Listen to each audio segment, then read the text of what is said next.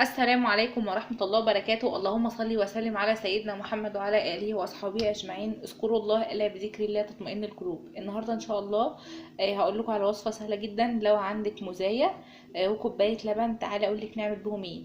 أنا حطيت لكم الصورة دلوقتي وحطيت لكم الفيديو ده وعنوان الفيديو على أساس الناس اللي هي بتبقاش متوفر في بيتها فاكهة او متوفر في بيتها اي نوع حلويات يعني. فبيكون مثلا عندك موزة، بيكون عندك لبن، تقدري تعملي بيهم الحاجات دي. تمام. اول حاجة معايا موزة، كوباية لبن، هضيف بس معلقة واحدة من النشا، والسكر طبعا حسب الرغبة، بس كده. اول حاجه بقى هتجيبي كده الخلاط، تحطي فيه كوبايه من الحليب او زي ما انتم شايفين كده. بسم الله. عايزه طبعا تزودي الكميه، اوكي مفيش مشكله. اهو وده الموزه، اهو الموزه اهي.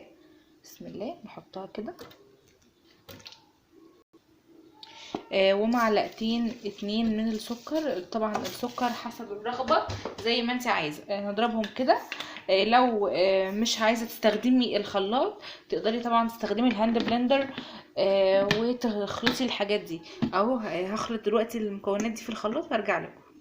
اهو زي ما انتم شايفين كده انا زودت موزه وزودت كوبايه من اللبن. تمام. هحط كده في الحله بتاعتي الخليط ده كله. بسم الله. تمام كده. نرفعه بقى ايه على النار. اهو زي ما انتم شايفين كده انا حطيت الموز على الحل على البوتاجاز، بدأ ان هو يغلي اهو. دلوقتي بقى ايه هضيف كده انا طبعا حاطه كوبايتين من الحليب اللي هو اللبن. هضيف طبعا لكل كوبايه من الحليب معلقه نشا. ادي اول معلقه وادي التانية. تمام. هجيبهم بقى ايه كده مع بعض.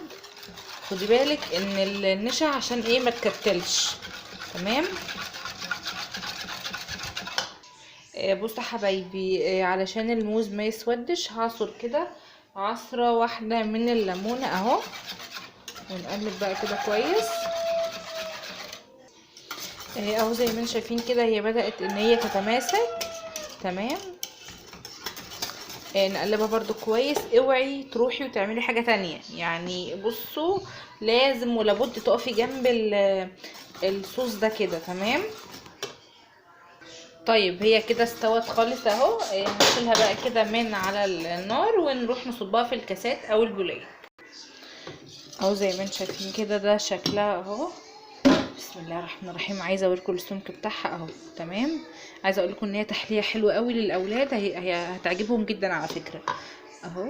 وكمان بقى ايه لما تزينها كده تبقى حلوه قوي. هزينها لكم دلوقتي ونجرنش البولات اللي قدامنا دي. بسم الله الرحمن الرحيم. انا عملت هنا بولات صغيره وكبيره اهو حبايبي. عايزه اقول لكم برضك على حاجه، ان انتي تقدري طبعا تضيفي نص كوبايه. لو هتعملي مثلا كوبايه من اللبن، ممكن تستغني عن الكوبايه من اللبن وتحطي ايه كوبايه ونص كوبايه من الميه ونص كوبايه من اللبن. يعني اللبن اللي انت هتضيفيه تضيفي بلاش تضيفيه كله يعني، وتضيفي ايه نص ميه ونص لبن. تمام. اهو جرنشاها كده بقى بالموز كده الاولاد يقعدوا ياكلوا فيها كده ولما يشبعوا. تحليه حلوه جدا اهو زي ما انتم شايفين كده. جربوها وان شاء الله تعجبكم. باذن الله بقى اشوفكم فيديو جديد وحلقه جديده، وسلام عليكم.